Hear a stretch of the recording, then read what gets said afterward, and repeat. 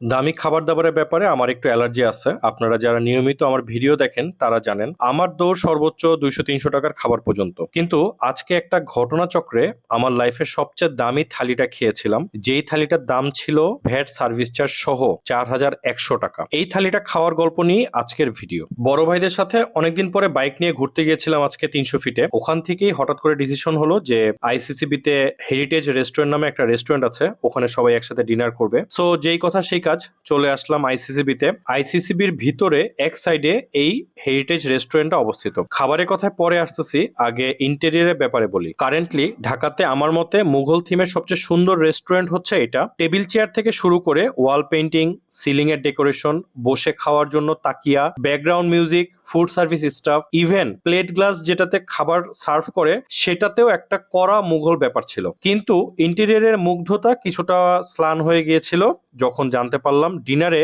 Only 2টা থালি available. আগে থেকে বুকিং করে আসলে অন্যান্য খাবার পাওয়া যায়, কিন্তু আমরা যেহেতু বুকিং ছাড়া এসেছি তাই এই 2টা থালি শেষ ভরসা।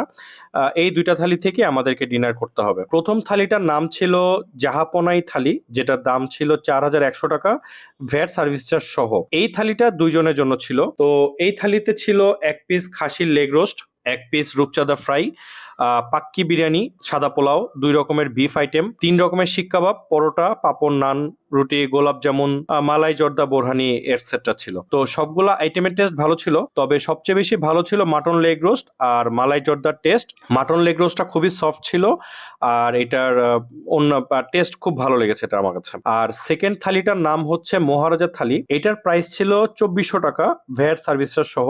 এটাও 2:1 ছিল। এই থালিটাতে কাবাব আইটেম বেশি ছিল, 9 রকমের কাবাব, চিকেন র‍্যাপ, নান রুটি, সালাদ আইটেম আর বোরহানি ছিল। কাবাবগুলোর টেস্ট একদম এভারেজ টাইপ ছিল, মানে ওই রকম করে বলার মতো কোনো আইটেম ছিল না। তো এই ছিল আজকের গল্প।